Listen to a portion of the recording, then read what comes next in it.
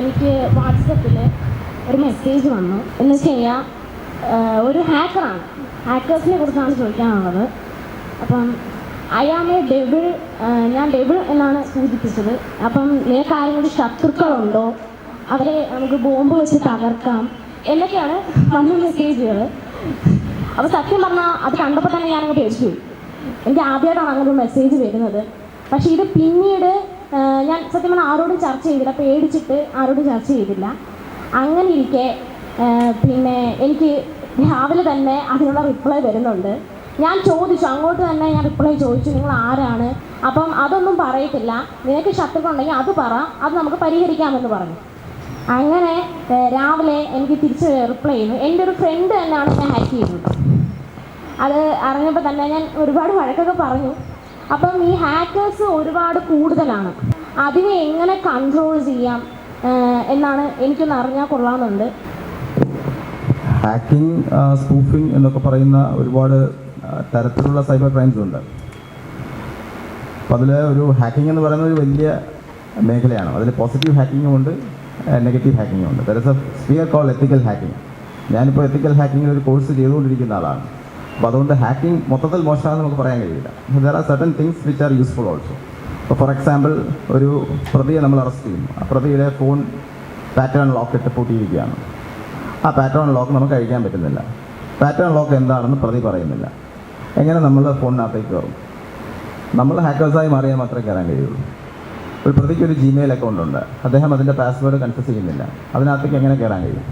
നമ്മളൊരു എത്തിക്കൽ ഹാക്കറായാൽ മാത്രമേ നമുക്ക് അതിനകത്തേക്ക് കയറാൻ പറ്റുള്ളൂ. സോ അതതിൻ്റെ പോസിറ്റീവ് സൈഡ്സ്. അതുപോലെ തന്നെ നമ്മുടേതായിട്ടുള്ള റിസോഴ്സസ്, നമ്മുടെ കമ്പ്യൂട്ടറാകാം, കമ്പ്യൂട്ടർ നെറ്റ്വർക്ക് ആകാം, നമ്മുടെ സെർവർ ആകാം, നമ്മുടെ ക്ലൗഡ് ആകാം, നമ്മുടെ സോഷ്യൽ മീഡിയ പ്ലാറ്റ്ഫോംസ് ആകാം.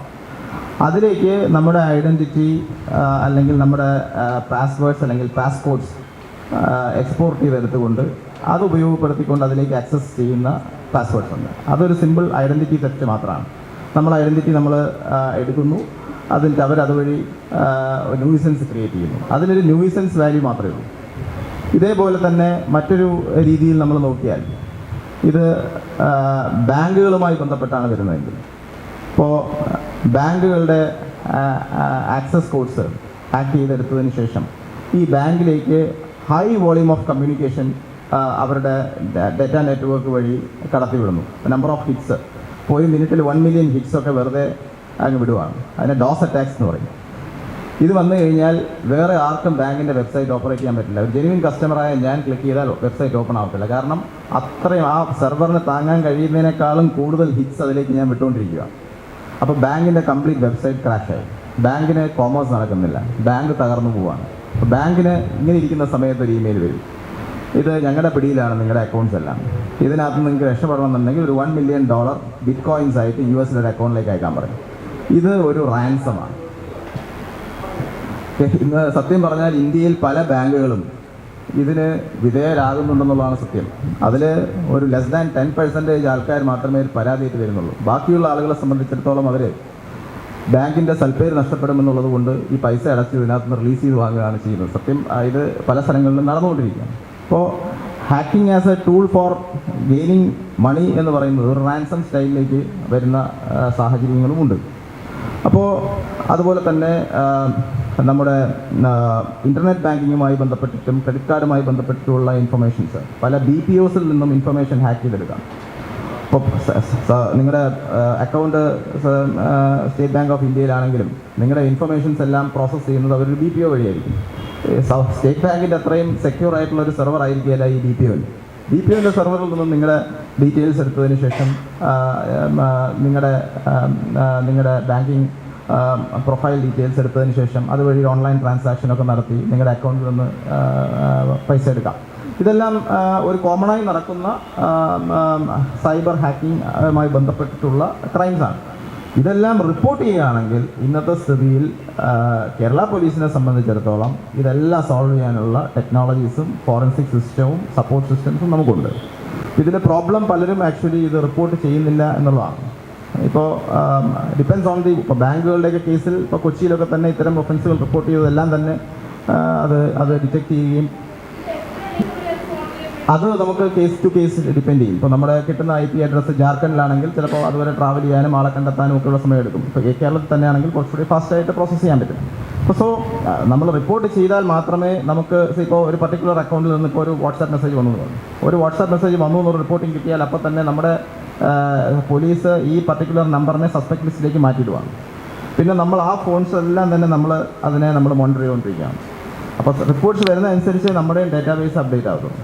അപ്പോൾ കഴിയുന്നതും ഇത്തരം പരാതികൾ വന്നാൽ ജില്ലയിലെ സൈബർ പോലീസ് സ്റ്റേഷൻ, ഇപ്പോൾ എല്ലാ ജില്ലയിലും സൈബർ പോലീസ് സ്റ്റേഷൻസ് ഉണ്ട്. ഡിസ്ട്രിക്റ്റിലെ സൈബർ പോലീസ് സ്റ്റേഷനിലോ അല്ലെങ്കിൽ ജില്ലാ പോലീസ് മേധാവിയുടെ ഓഫീസിലോ ഇമ്മീഡിയറ്റ് ആയിട്ട് ഇത് റിപ്പോർട്ട് ചെയ്ത് കഴിഞ്ഞാൽ സ്വാഭാവികമായിട്ടും അതിനകത്ത് ബെനിഫിറ്റ് ഉണ്ടാവും. ബാങ്ക് അക്കൗണ്ടുമായി ബന്ധപ്പെട്ടിട്ടുള്ള വിഷയങ്ങളുണ്ടെങ്കിൽ തീർച്ചയായിട്ടും അത് പൈസ പോയി മെസ്സേജ് വന്നാൽ വിതിൻ ദ നെക്സ്റ്റ് 1 hour തന്നെ അത് റിപ്പോർട്ട് ചെയ്യുക. റിപ്പോർട്ട് ചെയ്താൽ ആ പേയ്മെൻറ്റ് നമുക്ക് സ്റ്റോപ്പ് ചെയ്യാൻ പറ്റും. കാരണം ഇതെല്ലാം ബഫർ സിസ്റ്റംസിലൂടെ പോയിട്ടാണ് ഹാക്കർ അക്കൗണ്ടിലേക്ക് പോകുന്നത്. അപ്പോൾ നിങ്ങൾ ഇമ്മീഡിയറ്റ്ലി റിപ്പോർട്ട് ചെയ്ത് കഴിഞ്ഞാൽ ഇൻ്റർമീഡിയറി സ്റ്റേജിൽ തന്നെ അതിനെ ബ്ലോക്ക് ചെയ്ത് തിരിച്ച് എമൗണ്ട് നിങ്ങളുടെ ബാങ്കിലേക്ക് കൊണ്ടുവരാൻ വേണ്ടി സാധിക്കും. ബാങ്കിങ് സിസ്റ്റത്തിന് തന്നെ സാധിക്കും. പിറ്റേ ദിവസമൊക്കെ ആയിക്കഴിഞ്ഞാൽ സ്വാഭാവികമായിട്ടും അത് ഹാക്കർ അക്കൗണ്ടിലേക്ക് പോയി കഴിഞ്ഞതിന് ശേഷം പിന്നീട് നമ്മൾ ഇൻവെസ്റ്റിഗേറ്റ് ചെയ്ത് ആളെ കണ്ടുപിടിച്ച് അക്കൗണ്ട് ഫ്രീസ് ചെയ്ത് കൊണ്ടുവരേണ്ടി വരും. അപ്പോൾ immediate reporting loss of money ആണെന്നുണ്ടെങ്കിൽ ഫസ്റ്റ് വന്നു കഴിഞ്ഞാൽ ഏറ്റവും പെട്ടെന്ന് തന്നെ നിങ്ങൾ കൺസേൺഡ് സൈബർ പോലീസ് സ്റ്റേഷനിലും പരാതി കൊടുക്കുക. അതുപോലെ തന്നെ ട്രിവാൻഡ്രത്ത് 112 എന്ന് പറയുന്ന ഒരു കൺട്രോൾ റൂമുണ്ട്, അവിടെ ഇമ്മീഡിയറ്റ്ലി അറിയിക്കുക. അപ്പോൾ automatically they can stop it. നമ്മൾ ഒരു സംശയം എനിക്ക് മാത്രം മനസ്സിലാവാതാന്നുള്ളത്, ഇതിലെവിടെയാണ് ഹാക്കിംഗ് എന്ന് പറയുന്നത്? മോളുടെ വാട്സപ്പിലേക്ക് ഒരു മെസ്സേജ് വരികയാണ്, മോളുടെ വാട്സപ്പ് നമ്പർ അറിയാവുന്ന ഒരാൾ. അതിൽ ഹാക്കിംഗ് ഉണ്ടോ? അത് ഹാക്കിംഗ് അല്ല മോളെ. അത് അയാൾ വെറുതെ മോളോട് ഹാക്കറാണെന്ന് പറഞ്ഞ് ഭയപ്പെടുത്തിയതാണ്. ഹാക്കിംഗ് അതല്ല. ഹാക്കിംഗ് എന്ന് പറയുന്നത് നമ്മുടെ അക്കൗണ്ട് നമ്മളുടെ അനുമതി ഇല്ലാതെ മറ്റൊരാൾ കൈയടക്കുന്ന